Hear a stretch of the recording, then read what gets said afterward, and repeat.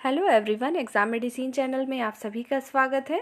बात करेंगे Allahabad high court नए भर्ती विज्ञापन के विषय में। बहुत सारे अभ्यर्थी हैं जो कि लगातार परेशान हैं नए भर्ती विज्ञापन को लेकर कि आरओ, एआरओ और सीए के जो अपकमिंग रिक्रूटमेंट है कब तक आ सकते हैं। आप लोग बहुत महीनों से सुन रहे होंगे कि इसकी वैकेंसी आने वाली है, तो आएगी तो ज़रूर, लेकिन आपने देखा कि अभी तक तो नहीं आई है। लेकिन आपने देखा कि ग्रुप सी और ग्रुप डी की जो वैकेंसी आई ये आनी थी 25 में।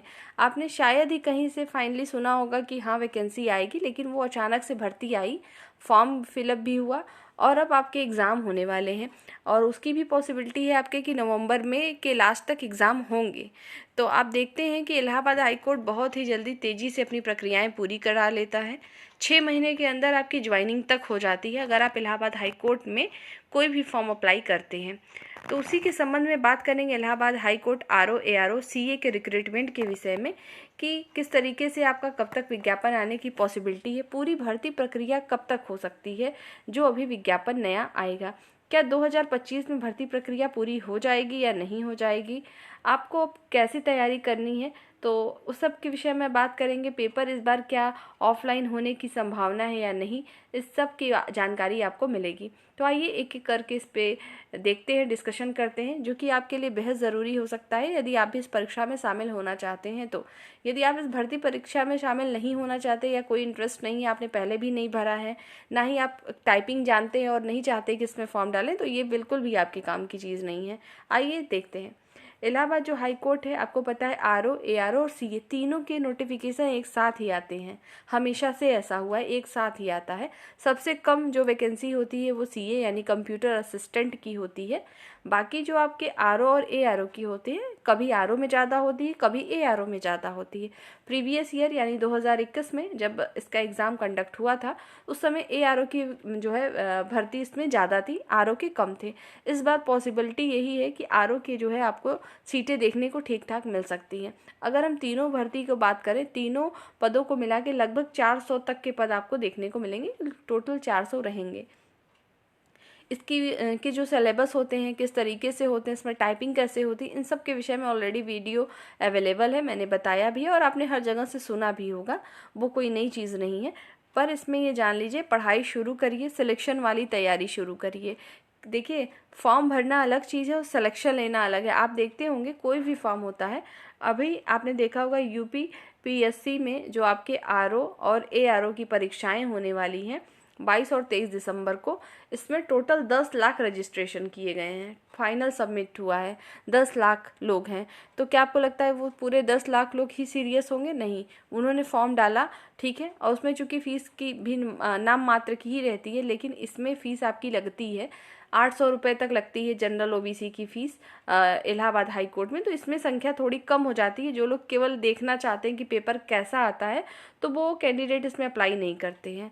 लेकिन इसमें भी भीड़ देखने को तो आपको मिलती ही है, लेकिन मान के चलिएगा कि सभी लोग सीरियस नहीं होते। शायद मेरी वीडियो भी देखने वाले बहुत सारे ऐसे अभ्यर्थी होंगे, वो इंतज़ार तो कर रहे हैं इसके भर्ती विज्ञापन का, लेकिन आज ही यानी अगर नोटिफिकेशन अभी नवंबर में आ जाए और कह दिया जाए जनवरी में एग्ज़ाम है, तो क्या आप एकदम तैयार हैं? शायद 100 में से 10 बच्चे ऐसे होंगे, 10 स्टूडेंट ऐसे होंगे जो कि तैयार होंगे, 90 ऐसे होंगे जो बिल्कुल नहीं तैयार होंगे कि 3 महीने के अंदर सब कुछ हो जाए।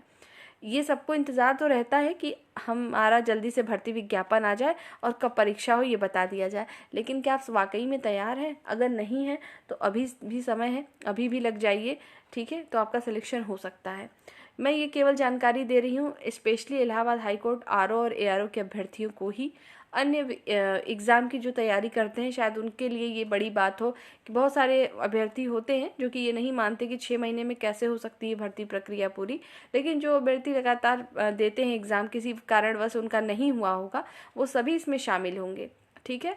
तो आप लोगों ये मान लीजिए कि दिसंबर भी अभी आपके पास है, दिसंबर में भी आपके विज्ञापन आने की संभावना है कि लास्ट तक आ जाएगा। अगर देखिए दिसंबर तक नहीं आया तो जनवरी में आ जाएगा, लेकिन इसका जैसे ही मान लीजिए अगर जनवरी में भी आया, आप कहेंगे महाकुंभ है, तो महाकुंभ में नोटिफिकेशन से क्या लेना देना है, नोटिफिकेशन तो जारी किया ही जा सकता है ना, एग्जाम नहीं होंगे आपके, तो जनवरी में भी आ सकते हैं विज्ञापन। अगर जनवरी में आ गया, अगर दिसंबर लास्ट में नहीं आया तो जनवरी तक आएगा। अगर जनवरी, क्योंकि आपको भी पता है कि इलाहाबाद हाई कोर्ट में भी छुट्टियां चलती हैं, ठीक है, ये विंटर वैकेशन वहाँ भी होते हैं, तो वैकेशन के बाद भी आ सकती है, तो वो आपका वही जनवरी तक में अगर आ गया विज्ञापन, तो मान के चलिएगा आपके जनवरी या फरवरी तो आपके महाकुंभ की वजह से एग्ज़ाम होने की संभावना नहीं रहेगी। आपके एग्ज़ाम जो है मार्च और अप्रैल के बीच में हो जाएंगे। आपको ये समय बहुत ज़्यादा समझ में आ रहा होगा कि अरे अभी तो 7-8 महीने लग रहे हैं मुझे कि भी बाकी हैं पूरा भर्ती प्रक्रिया होने में, लेकिन मानिएगा इसमें इतनी चीज़ें पढ़नी होती है ना कि अगर आज से भी आप शुरू करेंगे और एकदम परफेक्ट तैयारी करेंगे, तब जाके आपका शायद कहीं कंप्लीट होगा। इसलिए जो सीरियस अभ्यर्थी है वो सतर्क रहें और तैयारी अच्छे से करें, क्योंकि आपको इसमें पूरी चीज़ें पढ़नी होती हैं। और ये भर्ती प्रक्रिया जो है 2025 में तो पूर्ण हो ही जाएगी, जैसा मैं बता रही हूँ आपको, मार्च से अप्रैल के बीच में ये परीक्षा, मतलब ये सब कुछ हो जाएगा आपका, ठीक है, परीक्षाएं भी हो जाएंगी, रिजल्ट भी आएगा और ज्वाइनिंग तक भी होगी आपकी, क्योंकि यहाँ बहुत ही फास्ट प्रोसेस होता है। एक बात और यह है कि जैसे आप लोग कहते हैं कि सिर्फ इसी भर्ती विज्ञापन की बात नहीं कर रही हूँ, कहीं के भी भर्ती विज्ञापन आते हैं तो ये चर्चाएं शुरू हो जाती है, नहीं यहाँ करप्शन है, सब कुछ है, नहीं करना चाहिए।